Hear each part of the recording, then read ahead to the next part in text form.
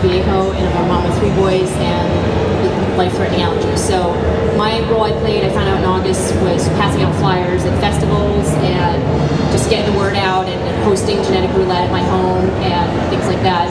I got into the food services director, the principal of my school, and my preschool director and stuff like that. So getting genetic roulette movie out was really important.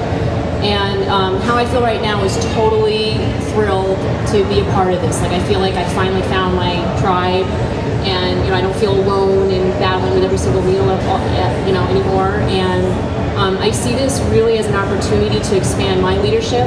Like, when I was in the back of the room at the Prop 37 meeting at the election night, I saw Paula Fitz up there, and of course Pam and Robin O'Brien and women like that that are leading the nation. I was like, I wish I could be like that.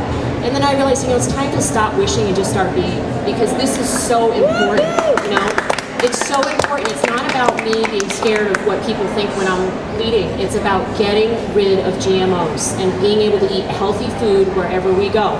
And so I'm very excited. Hi, my name is Kathleen Hallal, and I'm a mother of 3 boys as well. Zen and I have kind of gotten together. We both live in Orange County. Boy club. Can you hear? 3 boy club, that's right. And actually, very high numbers of boys are affected by these GMOs. And my oldest boy came down with an autoimmune issue, which was really terrible. And it looked psychological, but nobody could figure it out. So I kept searching and searching, and I just would not put him on those medications they were recommending. And I got to the root of it, and it was a strep infection. It was an invisible strep infection, and it works just like rheumatic fever, but it's invisible. There are no symptoms, because Panda's kids, it's called Pandas, and Panda's kids do not have fevers normally. Instead of having a fever, their body will react by adding additional antibodies. And the kids' antibodies are already hyped up by the leaky gut syndrome. And so if they catch strep or something, it could also be Lyme and other diseases, chicken pox, other things can set it off. They start acting wonky. They forget their math, they can't do homework, they don't want to go to school, they become OCD, ODD, sometimes depressive, they talk about suicide.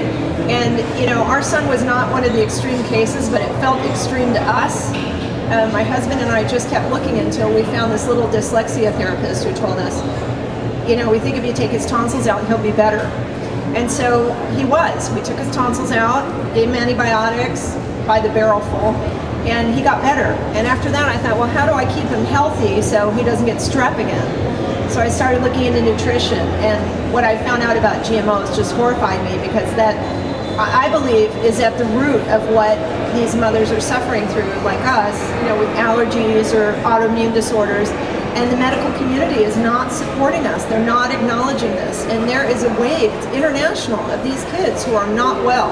So anyway, that's my motivation. And I've been all around my school. Every day my family was out in front of the school with signs. People would drive in. And so I'm kind of known now around the campus as the GMO lady. And I don't want to scare people, but I'm definitely going to notify my PTA, definitely going to see about changing the food supply for our children, and just raising parent awareness. That's my angle.